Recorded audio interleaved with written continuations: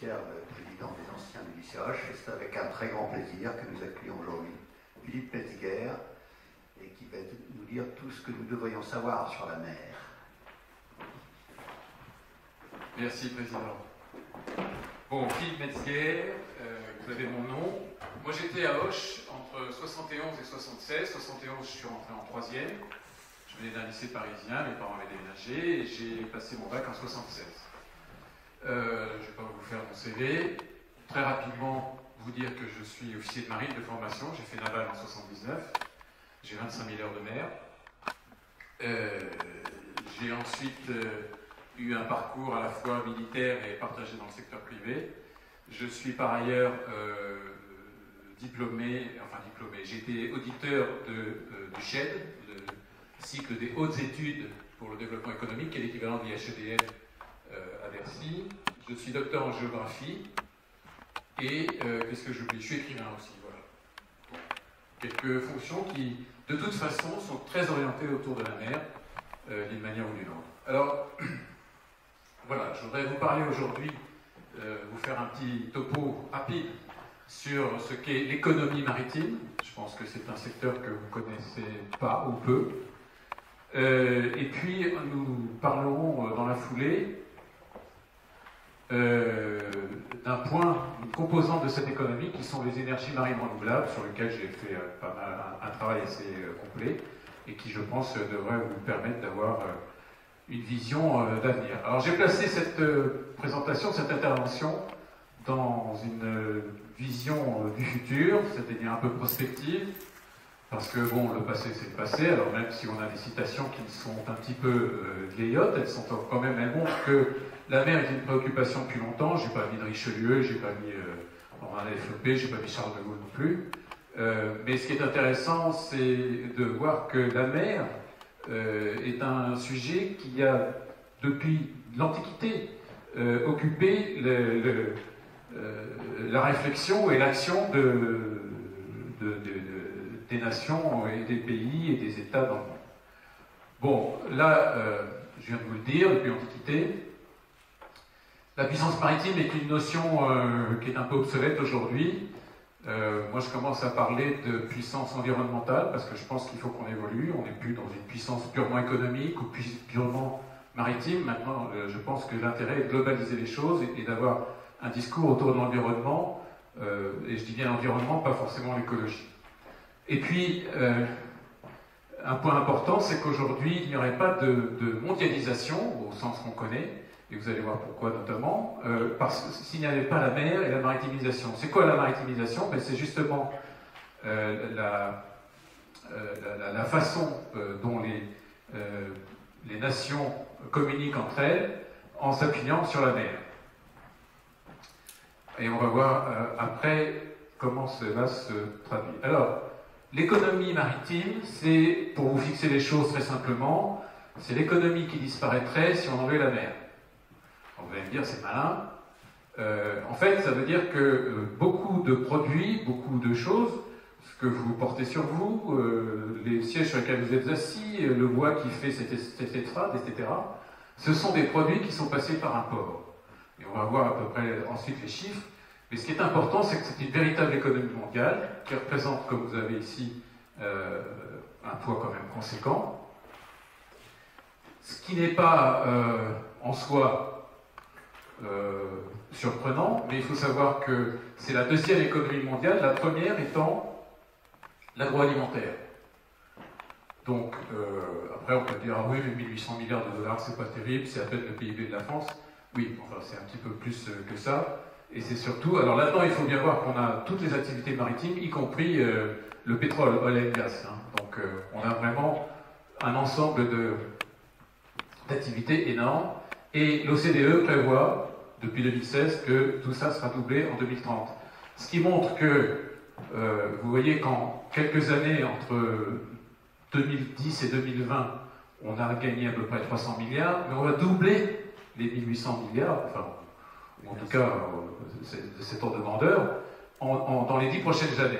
Ce qui montre à quel point cette économie est en train de se renforcer et de croître. Alors, je voudrais vous donner quelques chiffres pour illustrer ce que je viens de dire.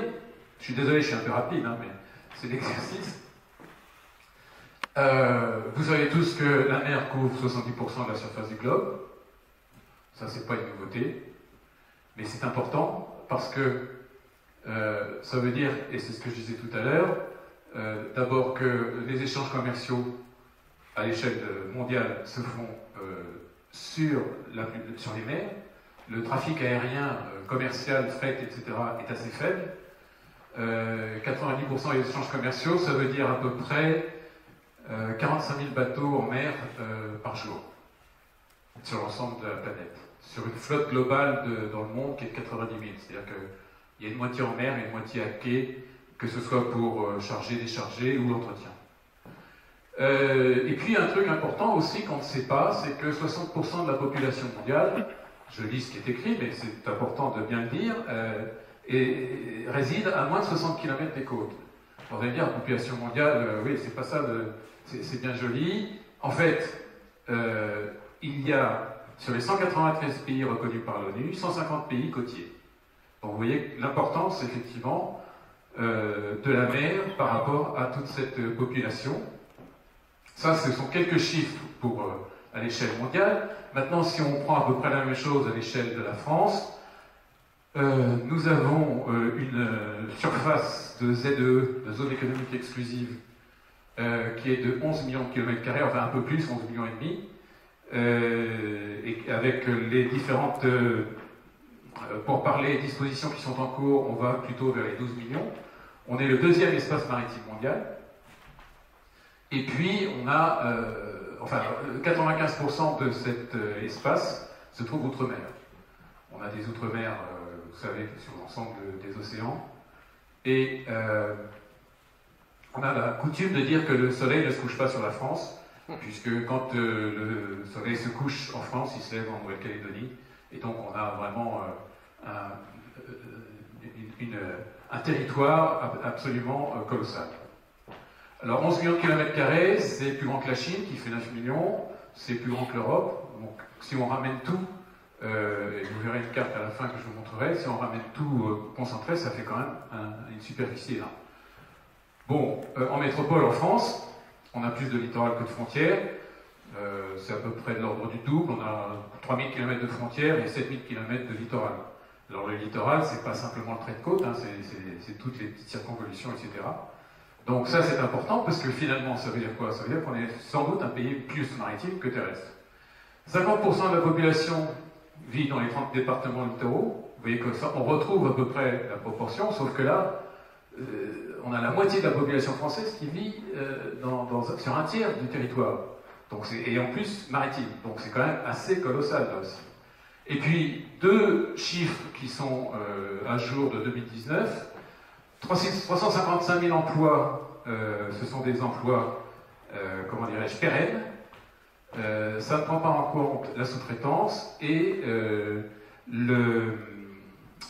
les emplois saisonniers qui, normalement, quand on n'est pas contraint, comme on l'est en ce moment par les mesures sanitaires, occupent le terrain entre mai et septembre, c'est-à-dire sont essentiellement des jeunes comme vous et qui sont sur le littoral pour travailler dans les hôtels, enfin, etc., etc. Et puis alors, un chiffre aussi important, parce qu'il n'est pas neutre, 91 milliards d'euros de valorisation, donc on met là-dedans du chiffre d'affaires des entreprises et des budgets, par exemple là-dedans il y a le budget de la Marine nationale, mais ça représente, pour ce qui concerne l'économie maritime, 4,5% du PIB, ce qui n'est pas neutre. Et ça, ce sont des chiffres qui ont été actualisés récemment. Donc voilà, rapidement, brosser le décor. Et finalement, la France, comment elle se caractérise dans tout ça? C'est quoi la France maritime aujourd'hui?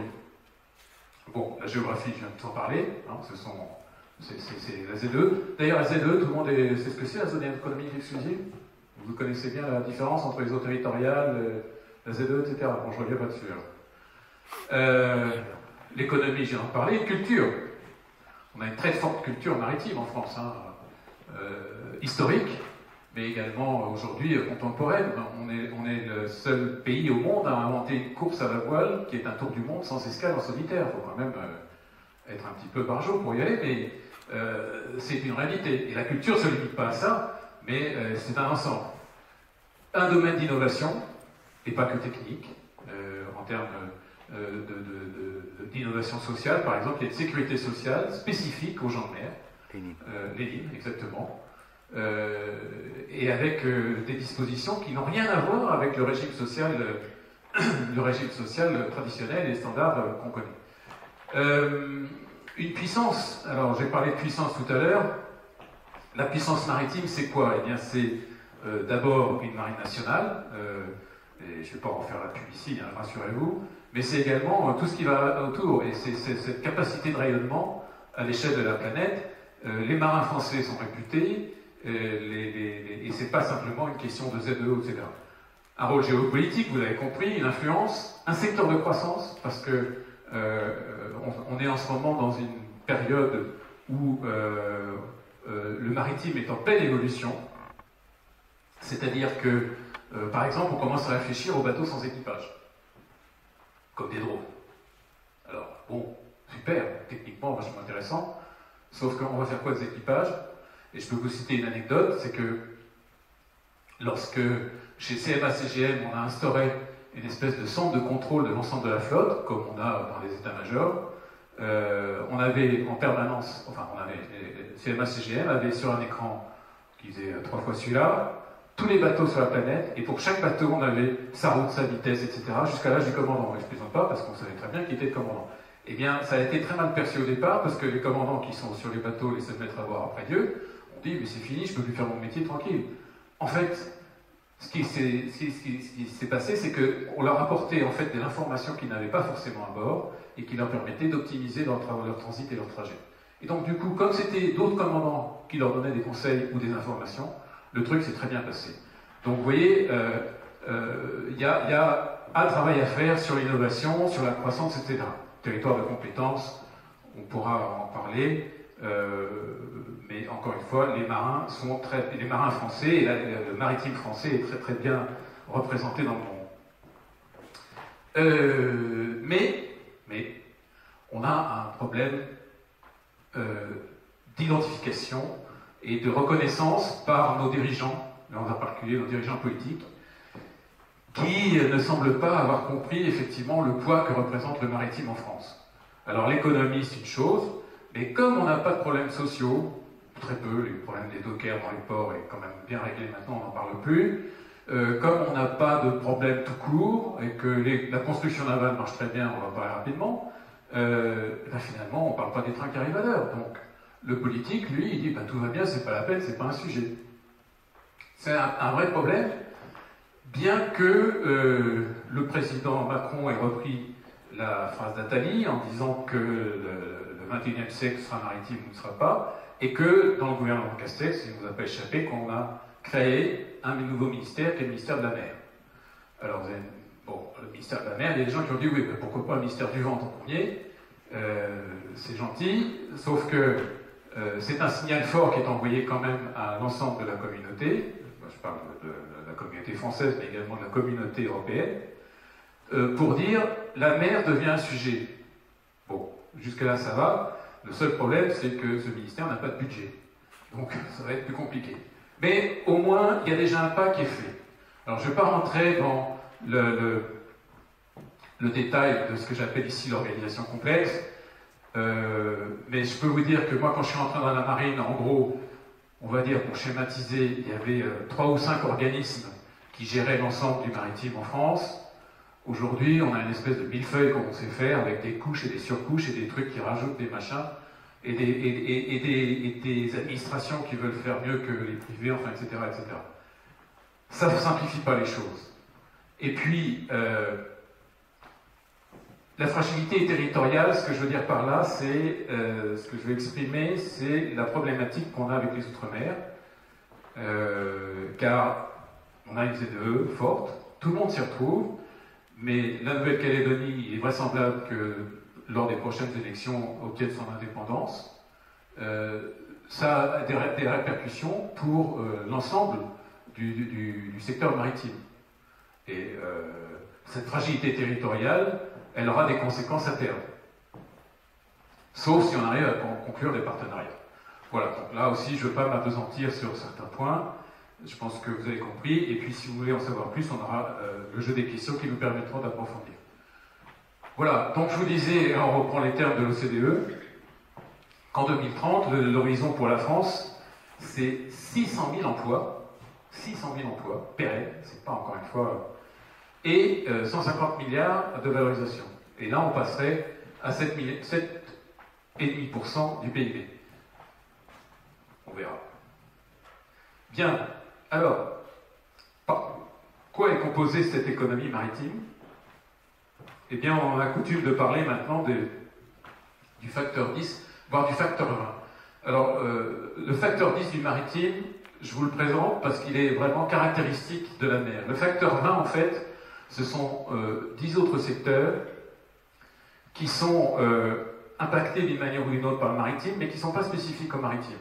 Donc, par exemple, on a le numérique, on a un certain nombre de choses comme ça, puisque aujourd'hui, le traitement d'une cargaison de containers, par exemple, se fait uniquement par ordinateur, enfin par des voies, par des logiciels, y compris l'installation à bord du bateau. C'est-à-dire qu'on ne met pas des containers comme ça, comme on remplit la benne d'un camion avec du gravier. Non, chaque container a une place en fonction de son contenu, de sa destination, du port où il va être débarqué, où il est embarqué, etc. etc. Donc tout ça est géré. Donc ces 10 facteurs du maritime, vous avez 5 filières dites traditionnelles, hein, qui sont là, que vous lisez, je n'ai pas besoin de vous les lire. Je peux peut-être apporter quelques commentaires dessus. Le transport maritime aujourd'hui souffre. Alors je ne parle pas du fret, je parle plutôt de la croisière, dont on parle en fait dans les émergentes, donc j'en parlerai après. La pêche, il faut savoir que la pêche en France, enfin le poisson qu'on consomme en France n'est pêché par les pêcheurs français qu'à hauteur de 20 à 30%, tout le reste est importé. Donc les pêcheurs sont... C'est sans doute le plus dur métier en mer, c'est celui de pêcheur. Moi j'ai beaucoup de respect pour ces gens-là, j'en ai ramassé quelques-uns dans l'eau, quelquefois, mais c'est des gens qui morflent dès qu'ils partent, parce ils sortent par tous les temps, et bon, ils vont s'abriter, mais c'est vital. S'ils sortent pas, ils bouffent pas, parce qu'ils ramènent pas de poisson, et ils peuvent pas vendre. Mais donc voilà, la pêche c'est vraiment une filière absolument importante. C'est pas la plus lourde sur le plan économique, mais c'est sans doute la plus structurante en termes de culture, comme je vous le disais tout à l'heure. Bon, le pétrole offshore, on va pas s'appesantir. Construction navale et nautique, ben, on a des champions. Hein. Benedetto Janot, je ne sais pas si parmi vous il y en a qui font de la voile. Les voileux savent que Benedetto Janot, c'est le leader mondial dans certaines catégories, y compris dans la construction de bateaux de compétition, alors un peu moins maintenant, et puis on a Naval Group, anciennement des CNS, qui était d'ailleurs encore avant l'arsenal des ports militaires, mais voilà, ce sont des champions. Naval Group, ça construit des porte-avions, des sous-marins. Le sous-marin, c'est le truc le plus difficile à construire, le plus complexe à construire. C'est plus complexe qu'un avion, et c'est à peu près l'équivalent d'une fusée, quoi. Qu'une fusée, c'est pas trop compliqué. Voilà. Et puis alors, une activité qui est quand même fondamentale, surtout aujourd'hui, c'est le câble sous-marin. Le câble sous-marin, vous avez vos smartphones, vos machins, là, vous parlez avec vos amis qui sont, je sais peut-être pas, en Erasmus ou je sais pas quoi, à l'autre bout du monde. S'il n'y avait pas les câbles sous-marins, ce ne serait pas possible. Ce n'est pas les satellites qui transforment l'information, c'est les câbles. Et les câbles sous la mer, c'est 90% du trafic de l'information sur Internet. Donc vous voyez que... Et ça continue, ça n'arrête pas, parce qu'on pose des câbles de plus en plus performants, on en pose de plus en plus, et puis il y a des zones qui étaient un peu isolées, notamment dans le Pacifique, je ne vous ai pas mis câble parce qu'on n'a pas le temps, mais on verrait qu'on est en train de ramifier complètement le Pacifique, qui était pour l'instant un grand désert au point de vue de ses activités. Bon. L'aquaculture, la première des filières émergentes, enfin dites émergentes.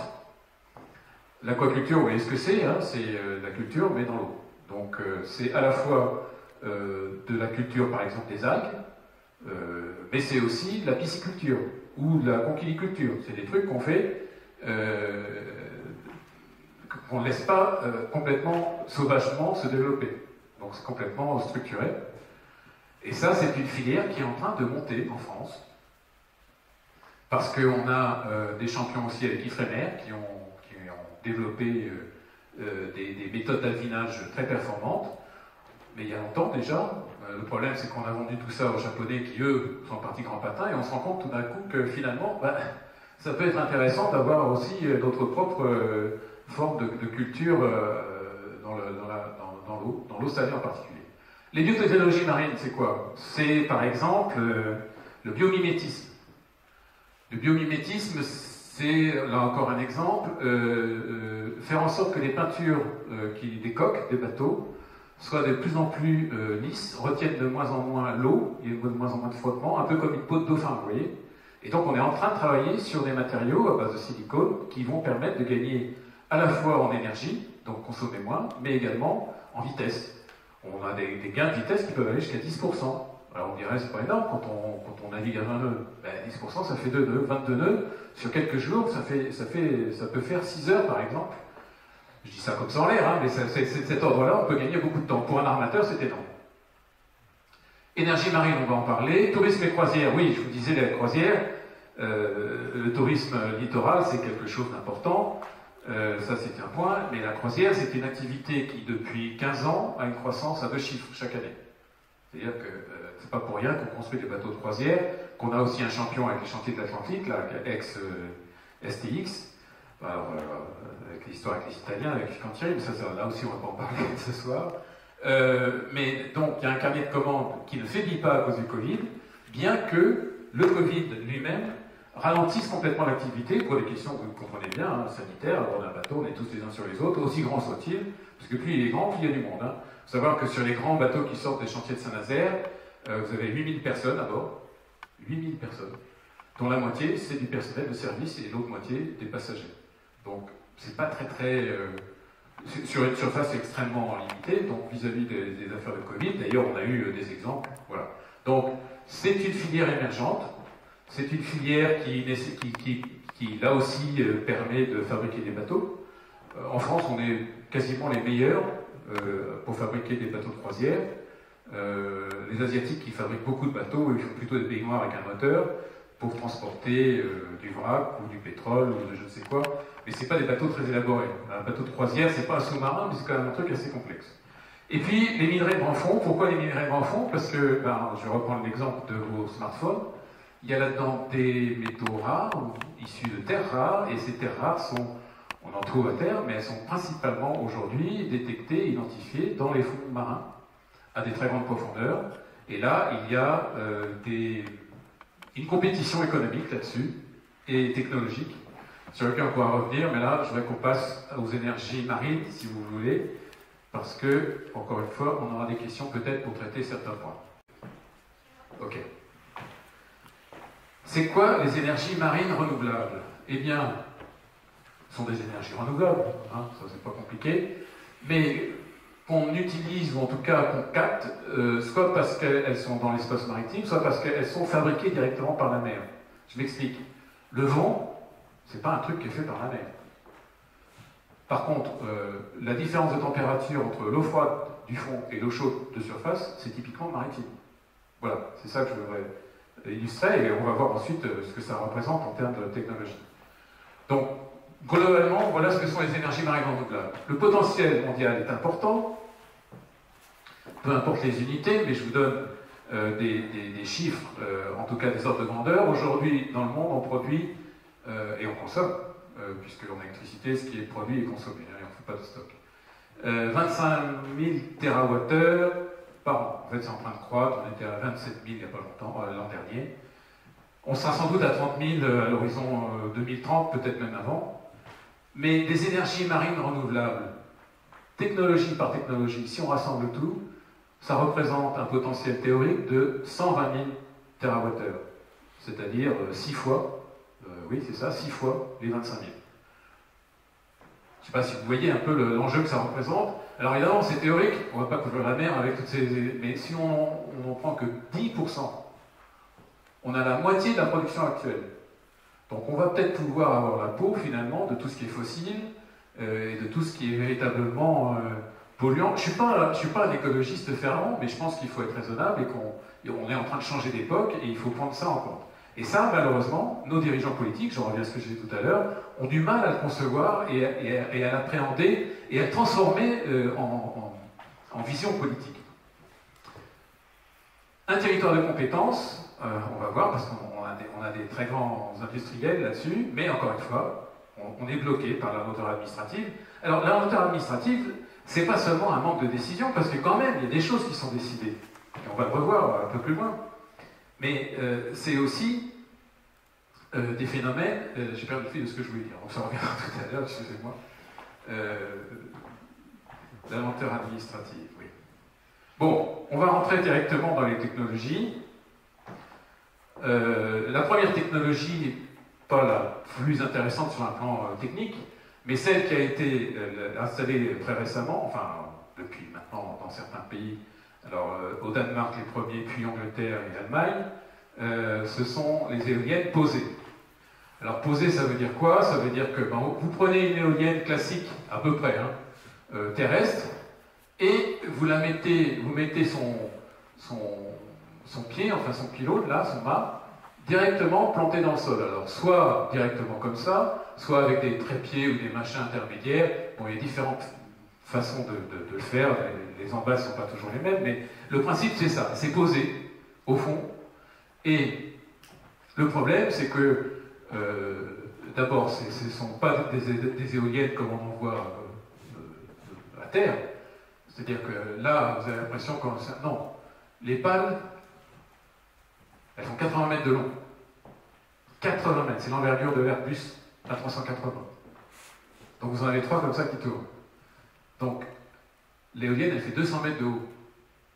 Je ne sais pas si vous imaginez, c'est-à-dire, on va dire à peu près les 2/3 de la tour Eiffel. C'est beaucoup, hein. Les éoliennes à terre, elles font quoi? Elles font même pas le premier étage, hein. Quoique, enfin, maintenant ça...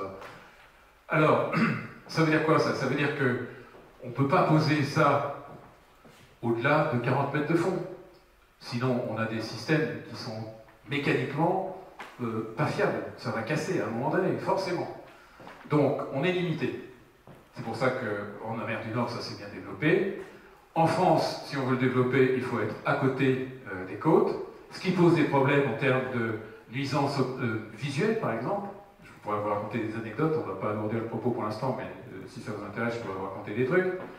Donc, l'éolien posé, aucune valeur ajoutée technique. Et finalement, à quoi ça sert? Ça sert à se mettre dans le train par rapport à ce que font les pays voisins. Et ça sert aussi, à mon avis, à éduquer le public à comprendre que la mer, c'est pas simplement des bateaux, c'est pas simplement du pétrole qu'on extrait, c'est aussi d'autres énergies qu'on peut effectivement exploiter ou en tout cas capter. C'est un peu comme vos téléphones, je reviens toujours à ça, hein, mais c'est assez symptomatique. Le téléphone, vos smartphones, avant c'était des téléphones avec des touches. Et sur ces téléphones, en 2000, vous n'étiez pas né encore, mais si vous étiez né, vous étiez un peu trop jeune. Enfin, peut-être pas pour vous, monsieur, mais ce que je veux dire, c'est que sur ces téléphones de base, on vous a dit, on peut aller sur Internet. Et qu'est-ce que vous aviez en fait à la place sur Internet? Vous aviez un super Minitel, c'est-à-dire des trucs qui ne s'animaient pas, on n'avait pas d'image, on n'avait pas de film, on n'avait rien du tout. Bon, vous imaginez le progrès qui a été fait en 20 ans. Hein. Mais ce qu'on a fait avec ce téléphone et ce WAP, c'est qu'on a dit au public, votre téléphone, il va servir à autre chose que téléphoner. Faire des photos, regarder des trucs sur Internet. Internet en 2000, c'était pas encore non plus aussi développé qu'aujourd'hui, hein, à la fois techniquement et même intellectuellement, culturellement. Donc voilà ce qu'on a fait, ce qu'on est en train de faire avec l'éolien posé, en France en tout cas. Mais il faut là aussi voir les choses. Il y a 10 ans, quand j'étais au secrétariat général de la mer chez le Premier ministre, on a identifié et attribué les 4 premières zones d'implantation des éoliennes posées, en disant 2020, on doit avoir 6 gigawatts en fonction. On est en 2020, 0. 0. Il y a des fermes pilotes et encore pas là-dessus. Donc vous voyez, c'est pire que de la lenteur administrative. Hein, et j'arrête là le propos. Alors, là-dessus, ça, c'est Ça s'appelle le coefficient de tendance. Alors, je voulais indiquer parce que c'est un outil que, lorsque j'ai travaillé sur ma thèse, j'étais obligé d'inventer, puisque je faisais une thèse sur les impacts, enfin les enjeux socio-économiques des énergies marines. Or, il n'y avait pas d'outil pour mesurer ces enjeux. Donc, il fallait bien, et j'ai beaucoup cherché, je me suis beaucoup documenté, vous imaginez, pour faire une thèse. Donc, j'ai inventé, parce que je n'avais pas d'autre choix, et je dis ça vraiment en toute modestie, j'ai inventé une formule mathématique qui intègre un certain nombre d'éléments, qui intègre le facteur politique, le facteur temps, les investissements initiaux, c'est-à-dire le CAPEX, et puis les investissements ensuite en exploitation, les OPEX, l'acceptabilité, enfin, etc., etc. J'ai fait mouliner ce machin-là, et je suis arrivé au bout de 15 jours de travail entre la piscine et mon bureau, quand même, puisque c'était en plein été. Bref, je suis arrivé à quelque chose qui tient un peu la route. Alors, le coefficient de tendance, tel qu'il est présenté là, c'est celui pour les choses qui existent déjà. C'est-à-dire l'éolien posé en mer du Nord. Ça, c'est quelque chose que j'ai adapté au modèle français, parce que le problème, c'est qu'il n'y a rien qui tourne en France. Donc il faut bien qu'on se pose dans une situation où on est en amont de ce qui tourne déjà. Donc j'ai supprimé les facteurs et j'ai recomposé les autres. Bon, enfin, voilà, bon, peu importe le détail. Ce qui compte, c'est le résultat. Alors, il n'y a pas d'unité, ce qui est intéressant, c'est, vous verrez dans le tableau final, c'est la comparaison. On va y arriver très vite. De toute façon, voilà. Alors, le petit frère de l'éolien posé, c'est l'éolien flottant. Alors c'est beaucoup plus intéressant. J'ai oublié de vous dire que l'éolien terrestre, ça fonctionne à peu près entre 25 et 30% du temps. L'éolien en mer, on a un facteur de charge qui est de l'ordre de 40%. Donc déjà, ça marche beaucoup mieux. Mais ça veut dire que quand vous avez une éolienne installée à terre, qui fait 5 MW, en fait, elle ne fait pas 5 MW, elle fait 1 MW 5. Elle fait un tiers, quoi. Donc, vous voyez qu'en termes de production aussi, ça a des conséquences.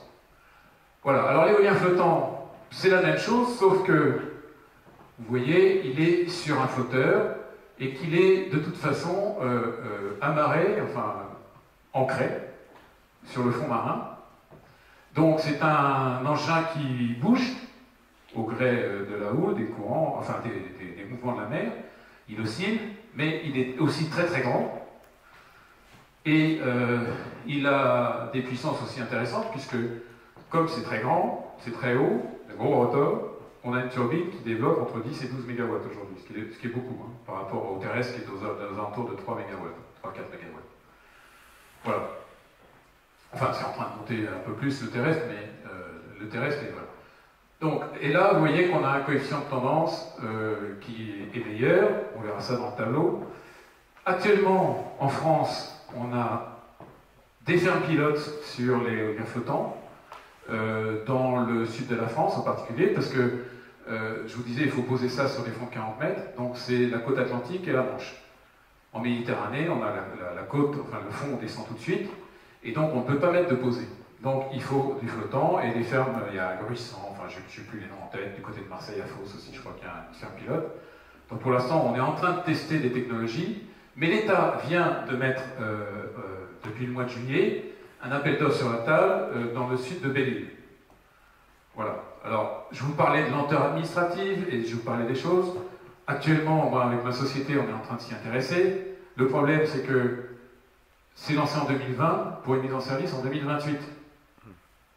Comment voulez-vous qu'on mobilise des ressources, des moyens sur 8 ans pour un truc qui, de toute façon, sera déjà obsolète quand on va le mettre en service? Les technologies des turbines, les technologies des pales, etc., etc., même du flotteur, tout ça, c'est en train d'évoluer. Donc c'est pas sérieux, on ne peut pas travailler en France correctement sur ces sujets-là, pour l'instant. Espérons que ça évolue. Donc c'est ça que je voulais illustrer à travers la lenteur administrative. Bon, là l'hydrolien, je ne vais pas m'apesantir non plus, c'est quoi? C'est de l'éolien qu'on met sous l'eau. Alors les courants de marée, c'est pas la marée, hein. C'est pas le flux et le reflux, ce sont les courants qui sont engendrés justement par les mouvements de masse d'eau, comme dans le Bras Blanchard, comme dans les Hauts-de-Bréa, ou comme dans certains grands estuaires. Vous savez que quand la marée monte et descend, ça crée aussi des courants qui ne sont pas forcément réguliers, etc. En France, Naval Group s'y intéressait, enfin Naval Energy, qui est la filiale énergétique, énergie marine de Naval Group, anciennement DCNS, hein, je vous rappelle, c'est ceux qui construisent les sous-marins. Ils avaient racheté une boîte écossaise, ils ont monté une grosse usine à Cherbourg, et un mois après l'ouverture de l'usine, ils ont arrêté l'activité. Donc il ne reste plus qu'une, enfin celle-ci, là, que vous voyez, une machine qui est faite par une société qui s'appelle Sabella, qui depuis 3-4 ans est en test dans le Framber. Je ne sais pas s'il y a des Bretons parmi vous qui connaissent du côté de Ouessant, enfin le Framber c'est une espèce de canal qui est entre Ouessant et la Terre. Voilà, et il y a du courant. Pas beaucoup d'avenir. Le houleau moteur, beaucoup mieux. Le houleau moteur, c'est donc capter l'énergie de la houle et des vagues, soit en mer, soit à proximité des côtes. Alors, la houle, vous allez me dire, ouais, mais c'est bien gentil tout ça, mais la houle des vagues, il n'y en a pas tout le temps. Bah si. D'abord, j'ai oublié de vous le dire, mais vous l'aurez compris, que le vent, c'est créé par le soleil. Donc le soleil, qu'est-ce qu'il fait? Il chauffe la mer, donc il y a l'évaporation, des machins, mais du coup, il y a des masses d'air chauds qui se déplacent avec des masses d'air froid, et c'est ça qui crée le vent.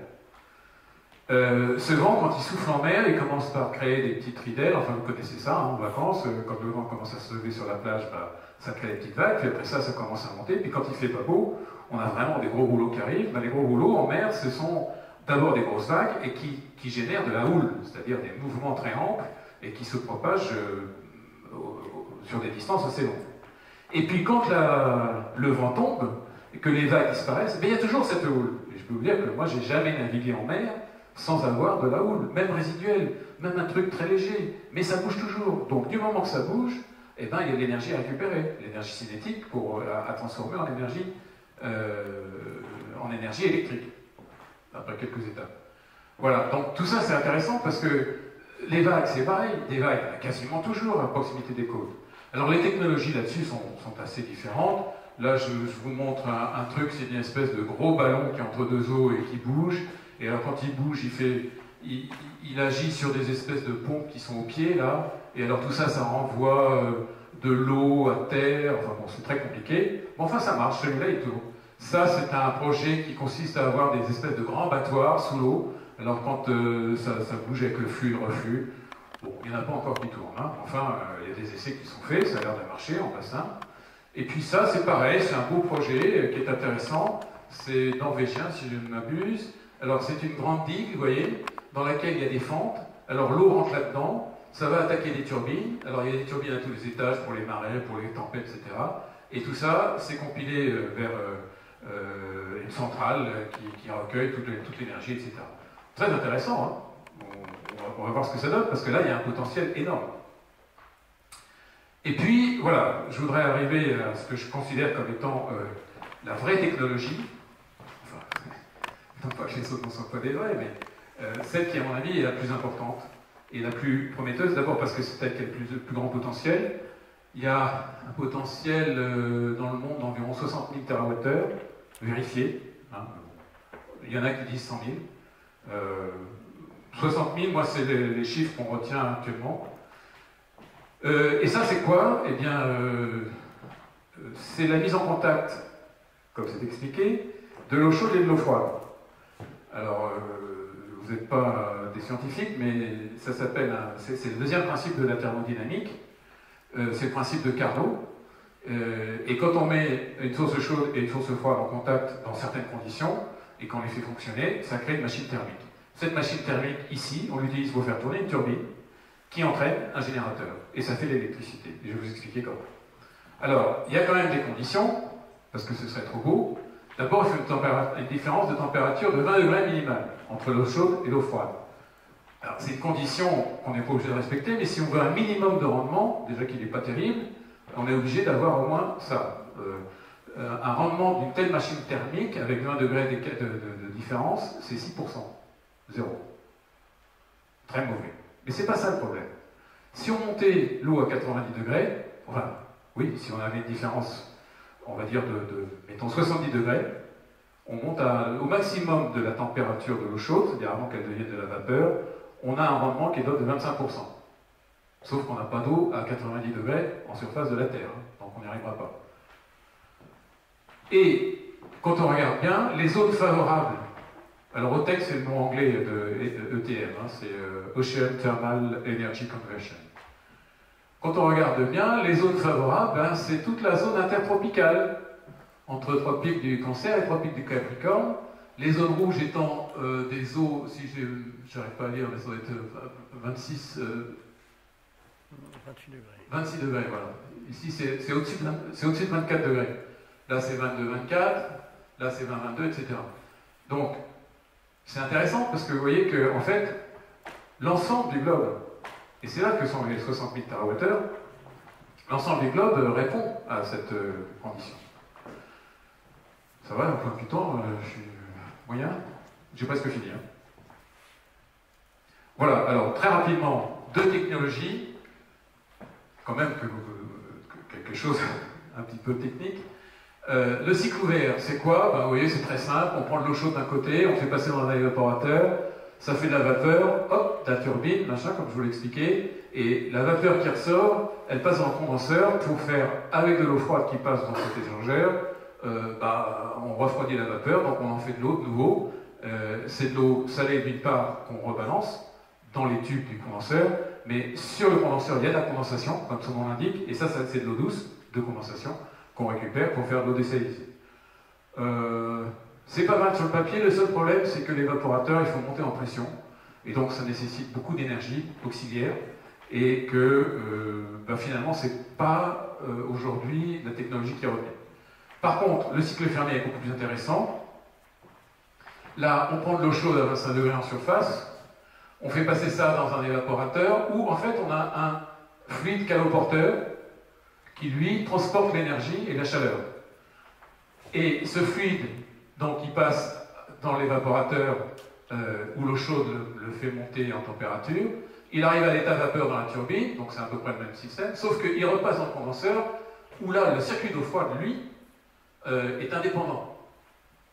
Et ce fluide qui a été refroidi, il est re-énergétisé par la pompe, là, sous forme gaz ou liquide, ça dépend, et il repart. Et donc, du coup, ça fait un cycle qui marche très bien, et sur lequel on a aujourd'hui de très très bons résultats, et avec des machines qui sont maintenant commercialisées, et ça je vais revenir un petit peu juste après. Donc voilà, grosso modo, les deux technologies. Alors il y a des variantes, hein, je ne suis pas entré dans le détail, il y en a pour 2 heures, mais voilà. Ce qui est important dans l'ETM, et l'OTEC, ce sont les produits secondaires. Certes, on fait de l'électricité, là, on ne peut pas le dire le contraire, et puis on fait de l'électricité 24 heures sur 24, 365 jours par an, parce que là maintenant c'est très simple. Donc comme ce sont des systèmes modulaires en plus, on peut en arrêter un pour travailler sur les autres, et là maintenant c'est très courte. C'est prévisible, c'est continu, donc ça n'a rien à voir avec tous les autres qui sont, on va dire, alternatives, c'est-à-dire qu'elles changent. On peut prévoir les marées, on peut à peu près prévoir le vent. Là, il n'y a pas besoin de prévoir, ça tourne tout seul, donc c'est très très bien. Et puis surtout les produits secondaires, parce que l'eau à 2 degrés, si on veut avoir entre 22 et si on veut avoir les 20 degrés d'écart, il faut aller pomper de l'eau à 2 degrés, c'est 1000 mètres de degrés. Donc on va remonter du fond des nutriments, enfin un certain nombre de trucs, dont des nutriments, qui vont servir à quoi? Et bien justement à alimenter des fermes aquacoles, à alimenter des bassins dans lesquels on va développer des algues. Et les algues, ça sert à quoi? Ben, les algues, vous le savez bien, ça sert d'abord aux cosmétiques, à la pharmacie, mais maintenant on s'aperçoit que les algues, ça sert aussi aux biocarburants, et qu'on fait un biocarburant à base d'algues extrêmement efficace, à telle enseigne qu'on a des essais actuellement sur des avions de biocarburants issus des algues pour remplacer le kérosène. Donc, vous voyez, tout l'enchaînement. L'hydrogène. Pourquoi je cite l'hydrogène? Parce qu'aujourd'hui, on est en train de réfléchir, enfin c'est même plus que réfléchir, à des centrales ETM, alors ça peut être d'autres, mais l'intérêt c'est que ça tourne 24 heures sur 24, donc c'est ça l'intérêt, des centrales ETM qui vont être uniquement dédiées à la production d'hydrogène. Et là vous aurez un cycle de l'hydrogène qui sera propre. C'est-à-dire que la fabrication de l'hydrogène jusqu'à son consommation dans les piles à combustible sera zéro carbone. Donc on travaille sur ces questions-là. L'eau douce, c'est pas compliqué. L'eau froide qu'on ressort, il suffit de la faire passer dans un désalisateur flash, hein, c'est des trucs très très courants, et on a de l'eau en pagaille. Et quand on a des très très gros débits, on a de quoi alimenter, j'ai plus les chiffres en tête, mais pour un 10 MW, une centrale de 10 MW, je crois qu'on arrive à apporter de l'eau toute l'année à 20 000 foyers ou quelque chose comme ça. Donc c'est colossal. Je cite les chiffres de mémoire, hein, donc les prenez pas pour argent comptant, je n'ai pas de quoi les vérifier là. Bon, et là, bon, le stock, je ne m'attarde pas, c'est des systèmes d'air conditionné, hein, là aussi, voilà. Les coefficients de tendance, plutôt que de les commenter, on va les voir sur un tableau. Et vous voyez que finalement, l'ETN, dans tous les cas, est l'énergie la plus prometteuse, pas seulement pour des questions simplement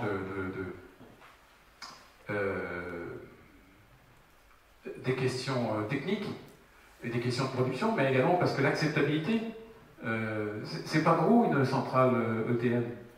C'est quelque chose qu'on peut mettre à terre ou qu'on peut mettre en mer. Alors après, il y a des contraintes techniques, hein, ça c'est autre chose, mais donc vous voyez, je me suis livré à un petit classement en fonction de ce que j'avais obtenu. Alors pour la France, l'offshore flottant arrive en deuxième, ce qui n'est pas tout à fait le cas à l'international, mais parce que je pense que l'éolien flottant, c'est un potentiel de 18 000 TWh, c'est quand même important. Hein. Mais pour l'instant, les développements qui ont été faits ont été sur l'éolien posé. Donc nous, on a une petite avance parce que finalement, on considère que l'éolien posé, c'est pas très intéressant. Voilà. Donc, ce tableau est intéressant pour moi parce que, et j'espère pour vous aussi, parce que vous voyez qu'on voit bien comment l'ETN se sort de ce cas. Et j'ai vraiment fait tourner les formules, je dirais en toute honnêteté, hein, j'ai pris les critères et puis c'est bien sorti. Voilà, l'osmose, j'en ai pas parlé, je ne sais pas si vous voyez ce que c'est. Je voudrais terminer par deux cartes, parce qu'un géographe, forcément, ça fait des cartes. Ce que j'appelle la carte des dépendances. Alors ça, c'est quoi? En rouge, vous avez notre ZEE. Hein, ce sont nos outre-mer, et puis la ZEE française en haut à gauche, hein, avec la France. Et tous les petits points, ce sont soit des points de production de pétrole, des points d'extraction de charbon, ou d'extraction d'uranium. Pour l'uranium, pour nous, c'est important. Vous voyez qu'on n'en produit pas. On est entièrement dépendant de pays tiers, avec lesquels on a des accords, d'accord. Mais le jour où on ne peut plus extraire, ça va poser des problèmes. Et puis ces pays, vous voyez, ça ne vient pas par la route, et ça ne vient pas par avion, ça vient par bateau. Donc ce sont des convois un peu spéciaux, mais ce sont des bateaux purement civils. Hein. Donc c'est quelque chose de stratégique. Si c'est attaqué, on n'est pas bien. Donc c'est pour ça que j'appelle ça la carte des dépendances, parce que nous sommes complètement dépendants, et on n'est pas les seuls, de productions qui nous sont extérieures. En revanche, voilà ce que j'appelle la carte de l'autonomie, c'est-à-dire que si on s'intéresse aux énergies marines renouvelables, la ZEE française tout d'un coup est producteur ou productrice, et donc là on a tout d'un coup quelque chose qui est véritablement changeant. Et vous voyez que dans le monde, en plus, il y a beaucoup d'endroits où une politique EMR, c'est énergie marine renouvelable, se développe. Donc, je voudrais terminer là-dessus et que vous gardiez ça en tête pour que vous voyez à quel point ces énergies sont structurantes de l'avenir, structurantes de l'économie maritime française, puisque produire une centrale ETM, ça coûte de l'argent. Pour vous donner un ordre de grandeur, aujourd'hui, on est sur une centrale d'un mégawatt à terre, c'est de l'ordre de 10 millions d'euros. Alors, on dirait, c'est pas énorme, c'est quand même un gros investissement, d'autant qu'un mégawatt, c'est pas grand-chose. Si on veut faire 10 mégawatts, on ne multiplie pas par 10, mais pas moins. Et ça, je parle à terre. Si c'est flottant, il faut rajouter encore à peu près 30% pour tout ce qui est partie flottante, maritime, etc. Donc, ce sont des gros investissements, mais il faut les faire. Comme on les a fait autrefois sur d'autres types d'énergie en France, il y avait une vision. Et donc, je pense que, pour conclure, je dirais que la France a un navire maritime, c'est incontestable, et que finalement, c'est vous, un jour, qui allez la pousser, la porter, et voilà, moi je souhaite que des jeunes comme vous soient en mesure, effectivement, de recevoir cette information, de la digérer et de la distiller ensuite, sachant que je pense qu'un jour, on aura des vraies écoles qui seront dédiées à toute cette activité maritime. Voilà, je vous remercie.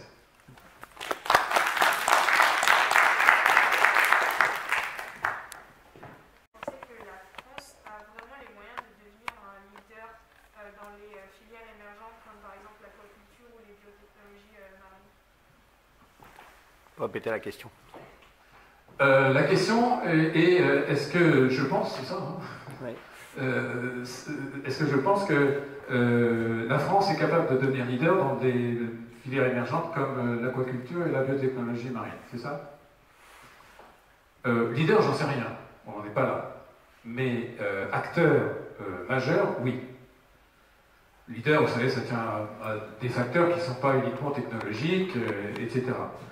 Mais en matière d'aquaculture, on a des noyaux qui commencent à travailler, on a de la compétence. En matière de biotechnologie marine aussi, le jour où effectivement on sera dans des systèmes de compétition, parce qu'on n'en est pas encore là, c'est émergent, on aura certainement des classements qui seront. Mais l'intérêt n'est pas là.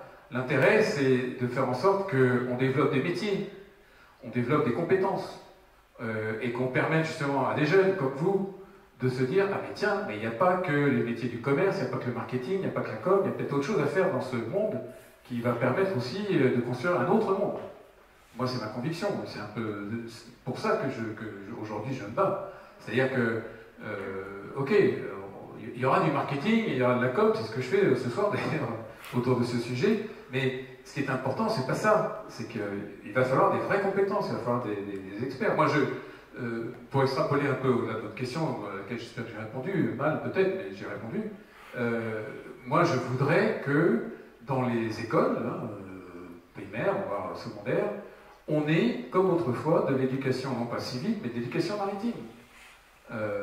Les 5 minutes d'eau salée par jour dans la tête de quelques jeunes élèves, ça peut les faire rêver, ça peut leur donner des idées, etc.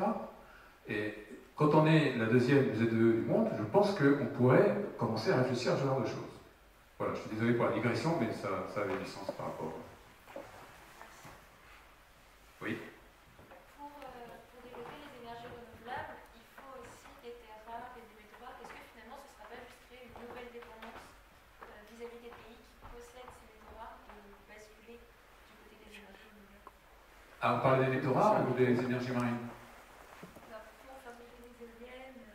Ah, pour fabriquer les éoliennes, on n'a pas besoin de métaux rares. Non. Les métaux rares, c'est pour... je repose la question. Est-ce qu'on ne risque pas de créer une nouvelle dépendance pour fabriquer les éoliennes, puisqu'on aura besoin de métaux rares venant de l'étranger, c'est ça? Alors, on n'a pas besoin de métaux rares pour fabriquer ces engins. C'est plutôt même assez basique, hein, c'est de l'acier, c'est du composite un peu. Mais il n'y a pas de métaux rares comme ceux dont vous avez besoin pour des smartphones. Maintenant, sur les métaux rares, si j'ai encore quelques instants. Bien sûr. Sur les métaux rares, on ne va pas forcément être à la traîne sur ce sujet. Comment ça se passe aujourd'hui? Vous avez un organisme qui dépend de l'ONU, qui s'appelle l'AIFM, qui est l'Agence internationale pour les fonds marins, en français, qui est basé à Kingston, en Jamaïque. Vous voyez, ça peut être intéressant de travailler dans ce secteur. Et qui a pour mission d'attribuer des zones de recherche à des pays qui payent et qui ont pendant 15 ans une zone d'exploitation, d'exploration, une délégation en fait de territoire sur le fond marin. Donc nous, en France, on a pris position, alors d'abord on en a dans nos eaux juridiques, enfin dans la ZEE, au large de Clipperton par exemple. Où est-ce que c'est Clipperton? Hein, ouais. Vous savez, cet îlot français où il n'y a personne, mais où il y a un drapeau quand même. Bref, Clipperton, autour, on a ce qu'on a appelé les nodules polymétalliques. Ça regorge de métaux rares. Mais on ne sait pas très bien comment les exploiter aujourd'hui. Donc nous, avec l'AIFM, on a pris quelques concessions dans l'Atlantique notamment, et pendant 15 ans, au même titre que les Chinois, que les Russes, que les Américains, qui ont aussi pris des trucs en plein milieu sur la faille, là, au milieu de l'Atlantique, on a 15 ans pour voir si effectivement on va pouvoir tirer quelque chose de là-dedans. Voilà. Donc, on est en compétition là-dessus. Pour l'instant, on n'est pas encore en train de produire. Il n'y a que les Chinois qui, à terre, produisent. Pour l'instant, en mer, on n'a pas encore sorti grand-chose. Oui, monsieur. Ces concessions, c'est en dehors même de notre zone exclusive. Oui, alors ces concessions sont-elles en dehors des zones exclusives? Oui. Ce sont des concessions qui sont en haute mer. Hein, je rappelle que en droit maritime, on a des eaux territoriales jusqu'à 12 000 nautiques, c'est-à-dire 22 km. Ensuite, on a la zone économique exclusive jusqu'à 200 nautiques, c'est-à-dire 360 km. Et au-delà, c'est la haute mer, où là, il n'y a pas de droit maritime qui s'applique autre que la libre circulation. Sauf que le sol, justement, par la IFM, reçoit, pas une juridiction, mais une attribution, je dirais, territoriale et nationale, pour un temps limité. Oui. Bonjour, j'aurais deux questions à vous poser. Premièrement, j'ai une question très factuelle, c'est une question sur la rentabilité de l'ETM. Oui. Je veux savoir au bout de combien de temps ça devient rentable et à quelle échelle. Alors je pose la question question sur l'ETM, et c'est sa rentabilité, au bout de combien de temps ça devient rentable d'un point de vue économique, j'imagine. Oui. Et la deuxième question? Et la deuxième question, c'est au début de votre intervention, vous avez dit que la maritimité française était non assumée, et je voulais avoir votre avis pour savoir pourquoi. Pourquoi la maritimité française est mal assumée? Bon, je vais répondre à la première déjà. Alors, pour ce qui concerne la rentabilité des centrales ETL, d'abord, vous l'avez compris, on est au début. Hein. On n'a pas encore installé depuis... on n'a pas de contrat en cours. Alors, ce que je peux vous dire, c'est que sur un plan technologique, la France est très bien placée. Mais on va venir à la rentabilité, hein, forcément. Ensuite, vous avez les Coréens et les Japonais, qui sont techniquement très très avancés. Ils ont fait des travaux très intéressants pour différentes motivations, mais en tout cas, ils vont très loin. Je ne vais pas rentrer dans le détail technique, mais c'est très intéressant. Juste pour vous donner une idée, les Coréens ont eu une expérimentation à terre avec une petite centrale de faible puissance, mais où ils ont monté l'eau chaude artificiellement. Donc c'était pas pompé dans l'eau, hein, c'était simplement un petit expériment. Ils ont monté à 70 degrés. Et ils avaient un rendement extraordinaire. Et ils avaient une machine qui tournait très très bien. Voilà, donc on va assez loin dans la réflexion. Donc, tout ça pour vous dire que les Coréens aujourd'hui sont les seuls à commercialiser une centrale qui vont installer au Kiribati, Brésil Kiribati, à Tarawa. Je ne sais pas si vous voyez, c'est en plein Pacifique. Hein. Tarawa était le siège d'une bataille pendant la guerre du Pacifique. Et donc on n'a pas de recul. Mais ce que je peux vous dire, c'est que les calculs, les projections qu'on fait, comme les investissements sont importants, et comme ce sont des machines qui vont fonctionner aux alentours de 30-35 ans, peut-être plus, là je vous parle de machines qui sont flottantes, on sait qu'on atteint le point zéro, c'est-à-dire là où on commence à gagner de l'argent par rapport aux investissements, au bout de 10 ans à peu près. C'est ce que montrent aujourd'hui les études. Donc après, on rentre dans la partie qui va rapporter de l'argent. Alors, quelle rentabilité? On ne sait pas encore exactement, parce que même sur les investissements, on n'a pas beaucoup de précision, mais ça vient. On a actuellement, nous, en projet, une centrale à La Réunion, d'1 mégawatt à terre, pour alimenter un projet d'éco-technoport dans le nord de l'île. Voilà, donc on se lance là-dedans. On n'a pas encore, quand je dis on se lance, on est dans la phase d'étude. On est dans la phase où justement on rencontre les acteurs locaux. On ne sait pas encore à ce stade à quel moment on va être rentable. On le saura, hein, et ce sera rentable. Ce sera rentable parce que, on produit de l'électricité, mais tous les autres produits qu'on fait à côté, que ce soit de l'eau douce, que ce soit tous les produits secondaires dont j'ai parlé tout à l'heure, aquaculture, etc., tout ça, ça va être des revenus pour l'exploitant, pour le développeur. Donc, il n'y a pas que l'électricité qui va servir à gagner de l'argent. Et sur des productions d'hydrogène, par exemple, vous voyez bien que tout ça est en train de monter en patin. Il y a 1 an, j'ai travaillé sur les problématiques d'hydrogène pour le maritime. J'appelais le président des armateurs de France, il me disait, écoute, t'es gentil, mais j'ai vraiment d'autres choses à faire. 1 an plus tard, vous voyez à quel point on en est sur l'hydrogène. Donc tout ça, ça va très très vite. Donc, les problématiques de rentabilité, je ne sais pas répondre précisément, mais ce que je peux vous dire, c'est que ce sera rentable, oui, bien sûr. Voilà. Alors, la deuxième question, qui était une question piège, sur la maritimité. Pourquoi c'est mal assumé? Bon, d'abord, la maritimité, vous avez compris ce que c'est, hein, c'est la caractéristique du pays à utiliser son facteur maritime, de manière globale. Mais c'est mal assumé parce que, comme je vous le disais tout à l'heure, on ne parle pas des trains qui arrivent à l'heure. Alors, vous avez des structures, des organismes qui font beaucoup de choses, hein, qui sont assez... par exemple, vous avez le Cluster Maritime Français, qui n'est jamais qu'une association c'est même pas une fédération professionnelle, c'est une association où vous avez des entreprises, des personnalités morales qui viennent payer leurs cotises, et le rôle du cluster, c'est de faire du lobby. Bon, ça marche. Je pense que si... Enfin, je pense pas, je suis certain que si aujourd'hui on a un ministre de la mer, c'est parce que le cluster et son président ont fait un très très bon travail auprès du président de la République, ils sont assez proches, et que finalement, ça a porté. Donc, vous voyez que pour qu'on arrive à quelque chose, il faut vraiment enfoncer le clou. On n'a pas besoin de faire ça avec l'automobile, on n'a pas besoin de faire ça avec l'aéronautique. Moi, je me souviens quand j'étais au SGMR, c'était le moment où il y avait 1 milliard d'euros qui avaient été mis sur la table pour relancer c'était les grands investissements. Donc c'était en 2011. Il y avait le ferroviaire, le routier et l'aérien. Alors nous, on a dit, très bien, M. Borloo, mais et le maritime? Ah, merde, le maritime. Le maritime, c'est combien d'électeurs? D'accord, on arrête. Le maritime, et c'est quoi l'innovation? Parce que quand vous dites à un parlementaire, on va faire le nouvel Airbus, il met 500 millions, il ne regarde même pas. Quand vous dites, on va faire le bateau du futur, c'est quoi? Il y aura 3 coques, 5 hélices, c'est quoi ce truc-là? Donc, on a réussi à arracher 100 millions pour essayer de faire quelque chose. Je ne sais même pas dans quoi c'est parti, parce que je ne vais pas rentrer là non plus dans le détail, mais c'était assez étonnant ce qu'ils étaient capables de sortir. Donc vous voyez, le problème de notre maritimité, c'est que les gens ne connaissent pas le maritime. Et donc, ils ne peuvent pas appréhender le problème. C'est ce que je vous disais, on parle d'un Airbus, ils savent. On parle de la voiture électrique, ils savent à peu près. Mais un bateau, ils savent pas ce que c'est. Qui sait comment c'est fichu un bateau? Il faut quand même savoir un peu comment ça marche. Donc, chez vous, il y a peut-être qui font de la voile ou des trucs qui voient à peu près comment ça tourne.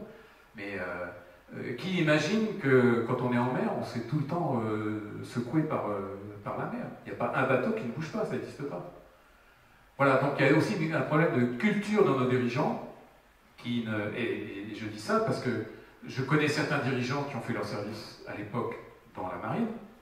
Je peux en citer Villepin, Dodieu de Vabre, des gens comme ça. Et Édouard Philippe, maire du Havre, avant d'être Premier ministre, qui est un des plus grands maritimistes de l'État, n'a jamais levé le petit doigt pour le maritime. Parce que ce n'est pas dans le champ des préoccupations de nos dirigeants. Il y a ça aussi, ce que je disais tout à l'heure. On ne parle pas des trains qui arrivent à l'heure, toujours la même histoire.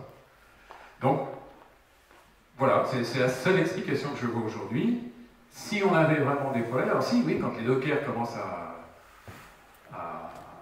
foutre le bordel, on va bien dire les choses, là on commence à lever le coin de l'œil parce qu'on se dit mince, c'est des grèves, c'est des problèmes sociaux. Donc ça, c'est la hantise, parce que là-dessus viennent se greffer la presse, enfin vous connaissez tout le schéma. Donc là, tout d'un coup, on réfléchit. Mais tant qu'il n'y a pas de problème, on ne va pas aller parler de choses qui ne sont pas des sujets. C'est malheureux, mais c'est comme ça. Ça répond à votre question? Bon. Oui? Oui, moi je voudrais vous poser une question sur la maîtrise de notre domaine maritime, qui est effectivement très vaste. Vous avez fait allusion aux incertitudes sur l'avenir de la Nouvelle-Calédonie, qui pourrait nous priver d'une partie.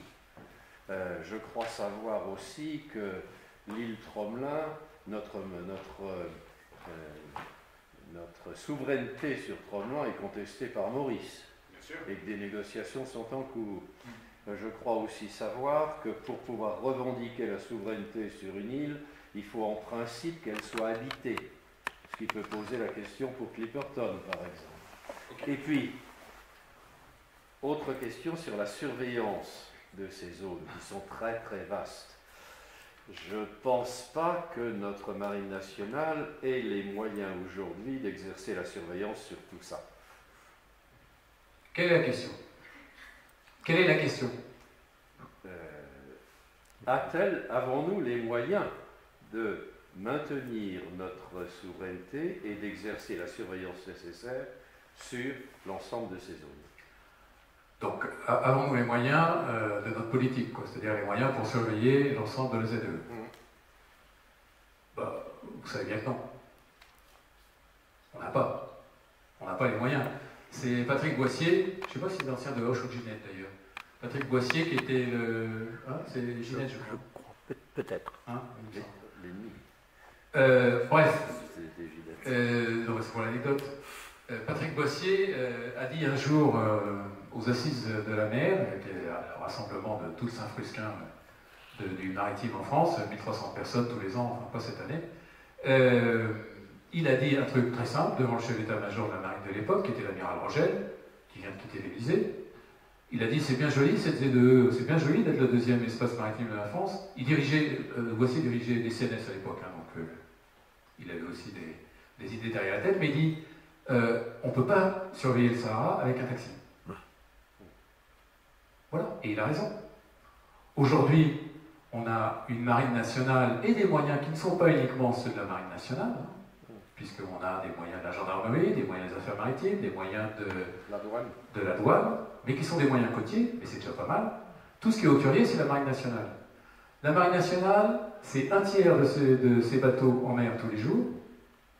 C'est entre 3 et 5 000 personnes selon que le groupe aérien, enfin, aéronaval est en mer ou pas, le porte-avions. Mais c'est pas une marine de surveillance. Et aujourd'hui, on n'a pas effectivement les moyens d'assurer une couverture extensive de nos ZEE. Je vous donne un exemple.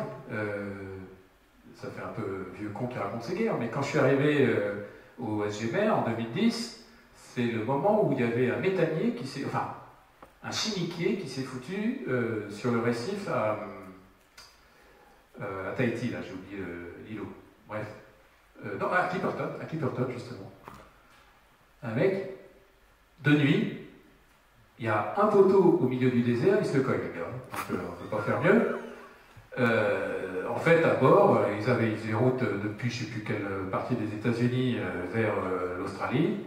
Et sur la route, il y avait Clipperton. Normalement, il y a des alarmes sur les radars, mais de nuit, les mecs, ils ont coupé les alarmes. Bing, direct. Double coque, bien sûr, à bord des salopés, c'est pas la peine d'en parler, pas de fuite. Mais il a fallu qu'on dépêche un bateau de Tahiti, avec un gendarme, etc., pour faire les constats. Il n'y avait personne à Clipperton, ce qui permettra de rebondir. Une semaine pour y aller. Et heureusement, pendant toute cette semaine, on a réussi à contenir l'info, donc ça ne s'est pas passé dans les journaux. Et 2, il n'y a pas eu de fuite. Malgré le ressac, etc., le bateau a tenu. Et il a tenu jusqu'au bout, heureusement. Mais une semaine pour aller de Tahiti à Clipperton. Bon, on ne peut pas. C'est pas raisonnable. Maintenant, il n'y a pas tous les jours des emmerdements de ce type. Il faut aussi être raisonnable. Quand vous avez un bateau qui va, vous parlez de Tromelin, là, dans le détroit du Mozambique, là, qui, au sud des îles Éparses, vient faire péter quelques détonations pour détecter s'il n'y a pas des couches de pétrole, vous savez, les bateaux de recherche sismique, là, dans notre ZEE, bah, là, on sait, parce qu'on a des patrouilles aériennes, et on intervient. Rapidement, on sait le faire. On a aussi des moyens qui ont évolué, c'est-à-dire que ce n'est pas forcément que la marine qui travaille là-dessus. Aujourd'hui, on a des systèmes satellitaires, avec des radars, avec des moyens qui permettent de détecter des intrus ou des mecs qui dégazent, enfin, etc., etc. Donc, oui, la marine n'est pas équipée pour, mais en même temps, on n'est pas complètement démunis. Voilà. Quant à Clipperton, pour qu'une île soit reconnue, il faut qu'elle soit habitée. Oui, mais pour l'instant, personne nous la dispute. Mais je veux dire, aujourd'hui, Clipperton, c'est un truc de 5 km sur 2, c'est un îlot corallien qui est investi par les trafiquants de tout genre. Voilà. Donc, quand la dernière mission y est allée il y a 2 ou 3 ans, j'avais un copain journaliste qui faisait partie du truc, et ils sont arrivés, il y avait des ballots de drogue, il y avait des caisses d'armes. Voilà, on fait quoi avec ça? Donc l'idée, ça a été de mettre, comme sur Guerre des équipes sur place, mais c'est invivable. Enfin, Il se trouve que quand j'ai fait la Jeanne, on s'est arrêté à Clipperton pour refaire la stèle et remettre le pavillon d'Aton. On fait ça tous les 2 ans. Je fais partie des rares personnes qui ont foutu les pieds là-bas. C'est des crabes, c'est des mouettes, aujourd'hui c'est des rats, parce qu'il y a des expéditions qui ont ramené des rats, voilà, malheureusement, on les soute. Et donc l'île n'est absolument pas viable. Mais c'est un îlot, effectivement, autour duquel on a une ZEE, riche en poissons, dans laquelle les Mexicains en particulier viennent pêcher, certains avec l'autorisation, d'autres pas, c'est un peu comme les VTC. Et donc, voilà, mais on y tient, et on a un budget pour ça. Ça figure dans le budget outre-mer. Voilà. Merci. Merci. D'autres questions? Non, c'est l'heure d'aller dîner apparemment. Écoutez, merci beaucoup. Mais Le président conclut? Non, la conclusion était là. Hein. Le prochain dîner à Clipperton. Voilà. Bravo. Mais avant 21h. Avant 21h.